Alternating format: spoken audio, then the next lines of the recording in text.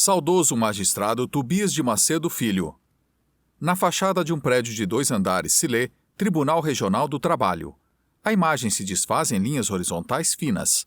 Sobre um fundo preto, partes de uma foto antiga, em sépia e em preto e branco, surgem aleatoriamente até se completar e retratar um aglomerado de pessoas em frente ao prédio do tribunal. Com letras amarelas sobre a foto lê-se Projeto Memória. Aos poucos a fotografia desaparece em pequenos retângulos. No vídeo a seguir está o saudoso magistrado Tobias de Macedo Filho. Ele é um homem branco com cabelos curtos e grisalhos, sobrancelhas grossas, olhos pequenos e lábios finos. Usa um terno escuro sobre uma camisa social branca e gravata com listras diagonais vermelha e preta. Ele está sentado em frente a uma parede branca. No início lê-se Entrevista com o ex-presidente do TRT Paraná, Tobias de Macedo Filho.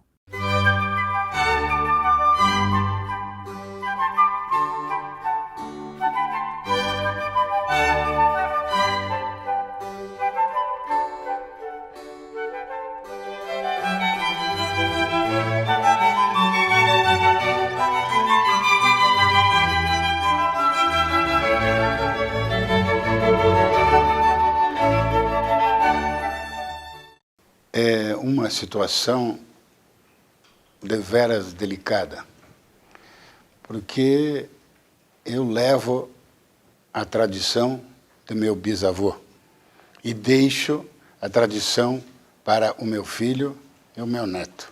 Espero que nenhum de nós três, ainda vivos, possa decepcioná-los. Eu trabalhei em... Lê-se o início da carreira. Diretor da Rádio Marumbi por uma temporada. Advoguei para o Estado, no Departamento de Estrada de Rodagem, e também para diversas empresas. Alguém tem que... Lê-se a vocação para o judiciário. Deixar a origem. Evidentemente, teria lugar para mim dentro de uma das empresas, mas eu estava... A minha história previa que eu deveria ser um homem público. Por isso, tentei e consegui ingressar no Tribunal Regional do Trabalho do Paraná. Não fui só o mais novo magistrado da Corte, mas fui o mais novo magistrado de TRTs do Brasil.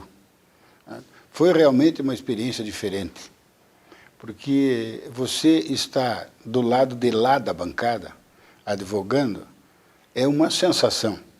E você, estando por dentro, tendo que aplicar a lei e julgar, realmente é muito diferente. Bom, se eu dissesse que me dei muito bem... Lê-se o começo da carreira. Evidentemente que eu tive muita dificuldade. Mas, olha, com a colaboração de meus colegas, que entendiam a minha juventude e a minha pouca experiência, sempre colaboraram comigo. O juiz, na época, Wagner Giglio, o juiz Pedro Ribeiro Tavares, o juiz Luiz José Guimarães Falcão, a juíza Carmen Abinganen e o juiz Alcides Nunes Guimarães, todos eles colaboraram comigo e contribuíram para a minha afirmação no cargo. Esteve com o governador Jaime Canet Júnior. Lê-se a instalação do TRT Paraná. Para instalar o tribunal, o governador, por intermédio do secretário João Elísio Ferraz de Campos, me designou que procurasse o local para instalar o tribunal. Então, já, mesmo antes do tribunal instalado, eu já andava para cima e para baixo com a procura de locais. Encontramos um local que a comissão do Tribunal Superior optou, uma casa antiga, na rua 24 de Maio, a casa da família do Dr. Orlando de Oliveira Melo, e lá o tribunal foi instalado. Quando o ministro Rezende Puech veio falar com o governador Canet, ele se propôs imediatamente a encontrar um imóvel. Só que não era fácil encontrar imóvel naquela ocasião e que pudesse dispor da instalação de uma corte. Aí ele chamou o João Elísio, doutor João Elísio, que era o secretário da administração, disse, olha, secretário, arrume uma casa para instalar o TRT. O secretário, por sua vez, pegou o assessor jurídico dele, que era eu, Disse, Tobias, arrume uma casa para instalar. E aí nós começamos a procurar e apresentamos à comissão de instalação 3 ou 4 casas e eles optaram por essa do Dr. Orlando de Oliveira Melo. Bom, nós tínhamos diversas casas indicadas, né? E o pessoal do TST, a equipe de instalação é que escolheu aquela casa. E o Dr. Orlando alugou para o Estado e o Estado cedeu para o tribunal. Eram 2 juntas em Curitiba. Lê-se o TRT Paraná em seu início. Paranaguá, uma em União da Vitória e uma em Londrina. E hoje nós temos 62, né, se não me falha a memória. 86, obrigado pela correção.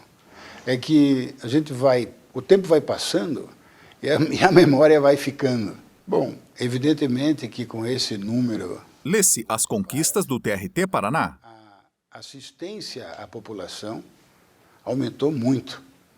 Então, a maior relevância que eu acho ao Tribunal Regional do Trabalho é que a assistência no primeiro grau aumentou muito e a produção de julgamentos em segundo grau também. Isso nada melhor do que julgar, porque nós temos... Eu sou de uma filosofia diferente da média. Eu acho que o juiz tem que entregar a sua prestação jurisdicional, o quanto antes.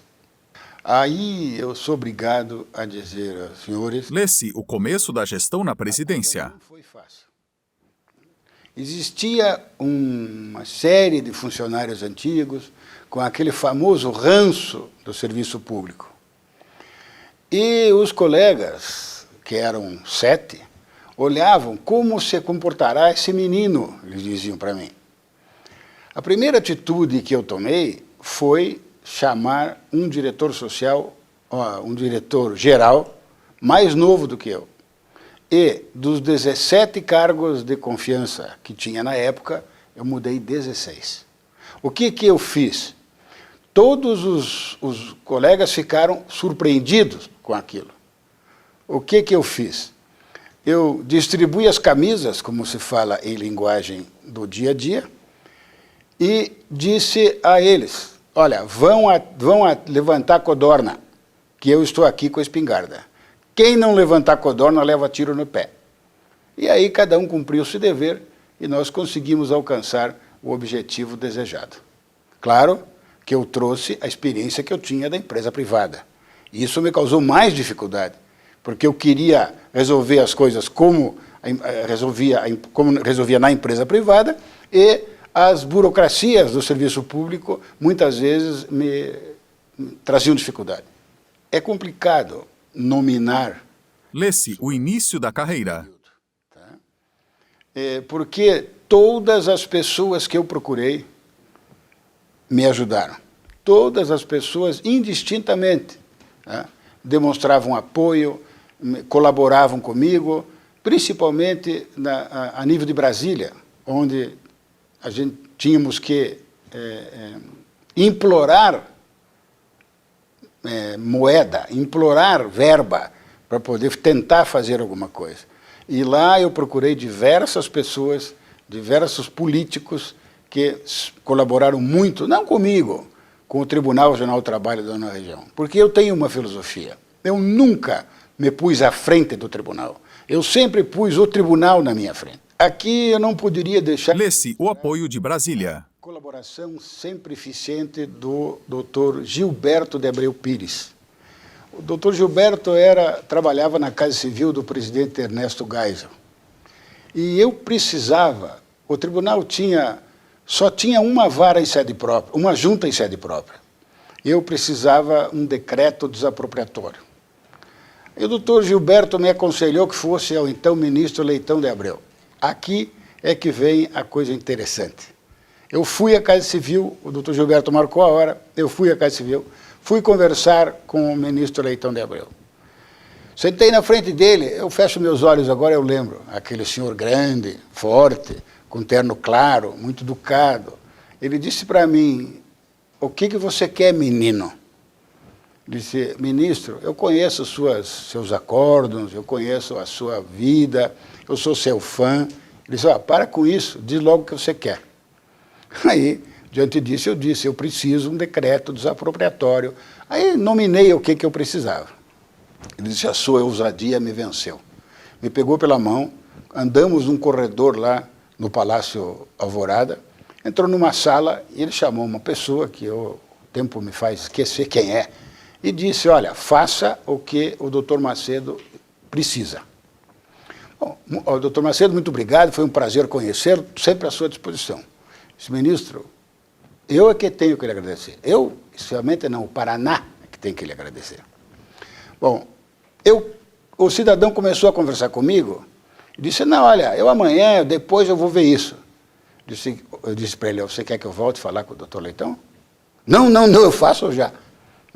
Em resumo, em 4 dias, o decreto estava pronto e foi assinado pelo presidente Geisel.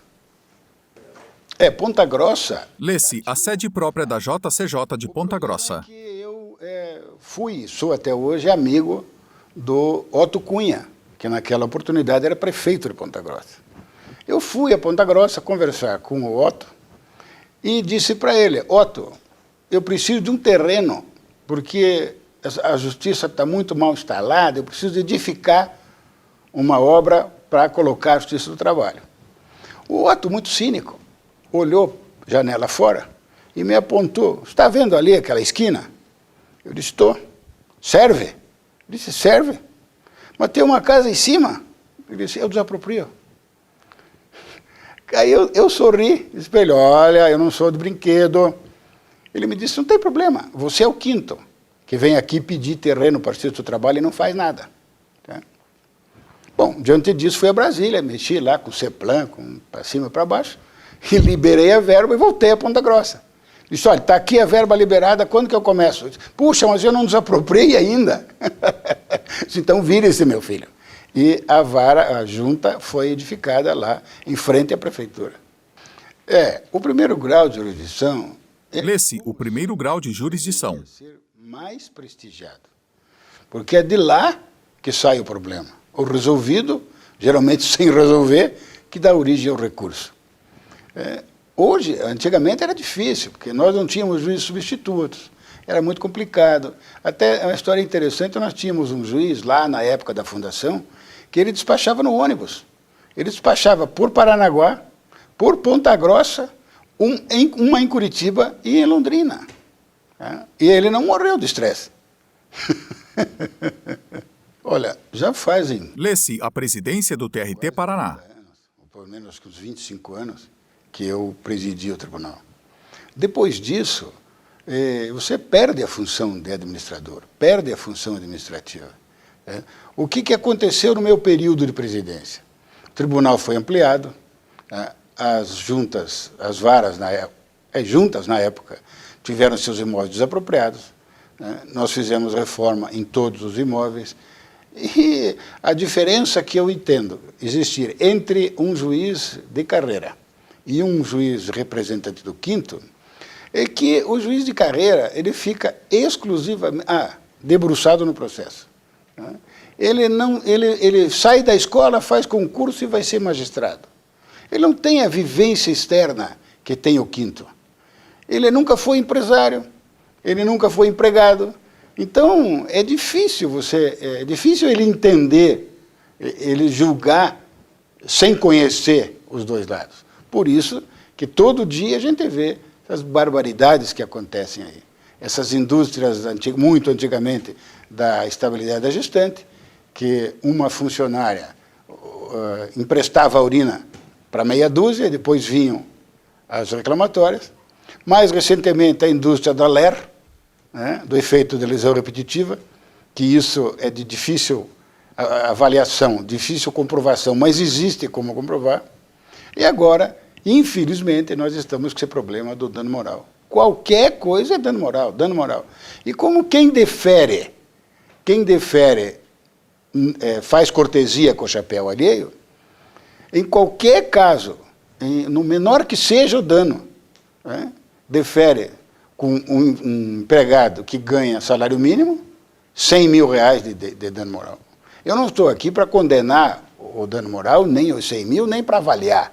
Eu só acho que precisava um pouco mais de cautela com a coisa pública. Lê-se a formação jurídica no O gabinete. meu gabinete produzia mais do que a escola da magistratura.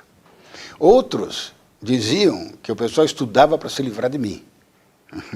Mas eu tenho hoje, hoje o pessoal que trabalhou comigo tem